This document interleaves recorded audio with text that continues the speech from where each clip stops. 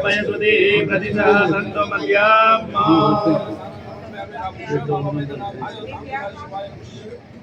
अक्सर हम देखते हैं कि हमारी हथेली की जो रेखाएं हैं वो शाखा एवं उपशाखा में बट जाती है। क्या कहती है ये शाखाएं? नमस्कार, बहुत स्वागत है आपका आश्रम यूट्यूब चैनल पर।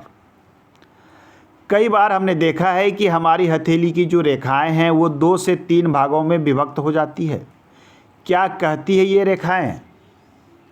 कभी कभी हमारे भाग्य रेखा जो इस प्रकार से निकलती है वो 2 भागों में विभक्त हो जाती है, कभी ये 3 भागों में विभक्त हो जाती है।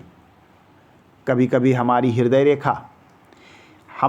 रेखा यहाँ से निकलती है और ये सीधे शनि पर्वत से होते हुए गुरु पर्वत पर जाती है।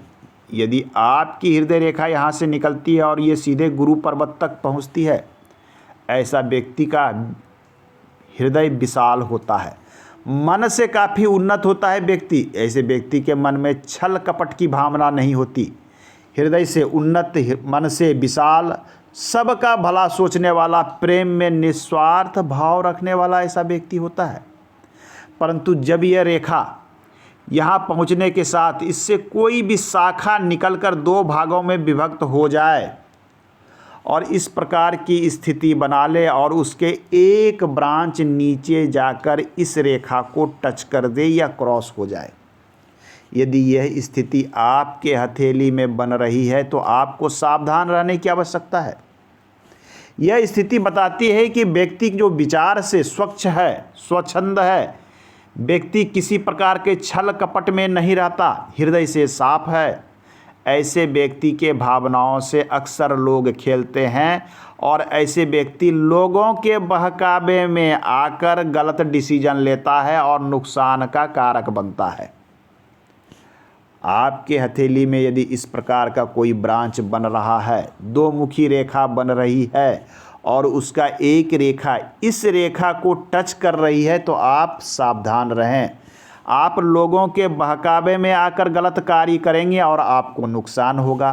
आप भावनाओं में बहकर, चूँकि आप मन और हृदय से सरल हैं, आप भावनाओं में बहकर कोई न कोई ऐसा डिसीजन लेंगे और आपको नुकसान होगा। तो ये स्थिति शुभ नहीं मानी गई है। कई बार स्थितियां कुछ अलग सी भी होती है। ये रेखाएं कुछ इस प्रकार से जाती है और इसके एक ब्रांच यहाँ चले जाते हैं। यह स्थिति शुभ मानी जाती है। इस प्रकार के 2 ब्रांच का होना आपके लिए शुभ है। ऐसा व्यक्ति बहुत ही अधिक संतुलित होता है, मन से अस्थिर होता है, चित्त से अस्थिर होता है, मन के अंदर द्वंद्व की भावना नहीं होती। हृदय आपके मन को दर्शाता है, आपके हृदय की भावनाओं को दर्शाता है, मन की कोमलता को दर्शाता है। इस प्रकार के ब्रांचेज होना अत्यंत शुभ माने गए हैं। कई बार हमने देखा है कि हृदय रेखा यहाँ से जा रही है और यहाँ तक पहुँचती है, एक ब्रांच निकलकर सीधा इस प्रकार से जाती है। इस प्रकार का ब्रांच होना यह बताता है कि व्यक्ति के पास उम्र निकलने के बाद धन संपत्ति की कोई कमी नहीं होगी। यदि आपके हथेली में भी ऐसी रेखा दिख रही है कि हृदय रेखा यहाँ है और एक ब्रांच यहाँ जा रही है, कभी कभी ये संख्या 2-3 भी हो जाती है, इस प्रकार का ब्रांच होना बताता है कि व्यक्ति के पास विशेषकर 55 ईयर के बाद इसके पास धन संपत्ति की परिपूर्णता होगी। यदि यहाँ पर 2 ब्रांच निकल रहे हैं तो इसका अर्थ होता है कि उसके पास धन के स्रोत 1 से अधिक होंगे, 2 तो होंगे ही, 2 से भी अधिक हो सकते हैं। और ऐसे व्यक्ति का बुढ़ापा और जीवन सुखमय कटता है, चूँकि उम्र के दूसरे पड़ाव में ऐसे व्यक्ति के पास धन संपत्ति आ जाती है। जब व्यक्ति के पास धन होता है तो बहुत सारी समस्याएं स्वतः सॉल्व हो जाती है। समस्याओं का निराकरण कलयुग में धन से ही होता है। तो इस प्रकार का ब्रांच होना अति शुभ माना गया है।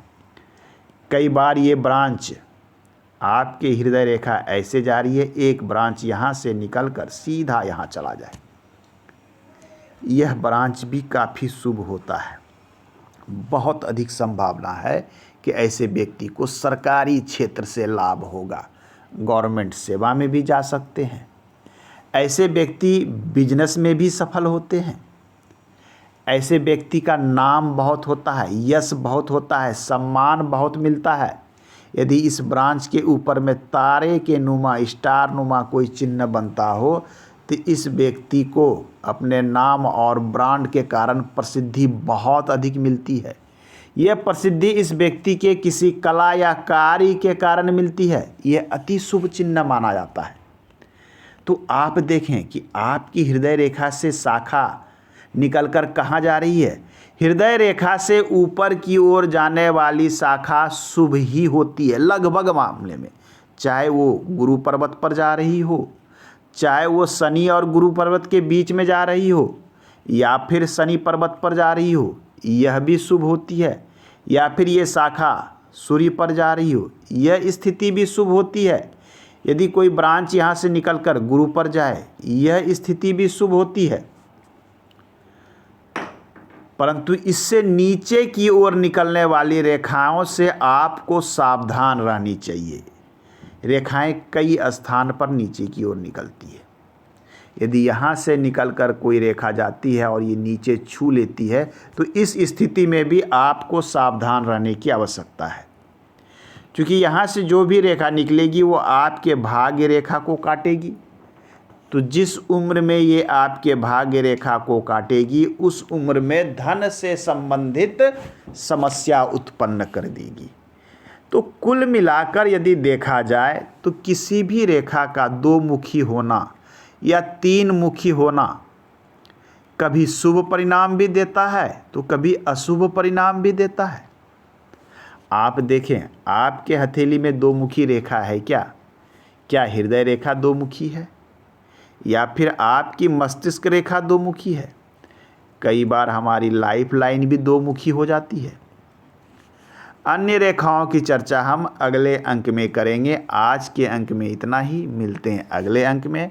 धन्यवाद। यदि आप अपना हस्तरेखा विश्लेषण कराना चाहते हैं, अपनी कुंडली जांच कराना चाहते हैं, या वास्तु के अनुसार गृह निर्माण या गृह का जांच कराना चाहते हैं, आप हमारे दिए गए व्हाट्सएप नंबर पर संपर्क कर सकते हैं। शुल्क सहित सुविधा उपलब्ध है।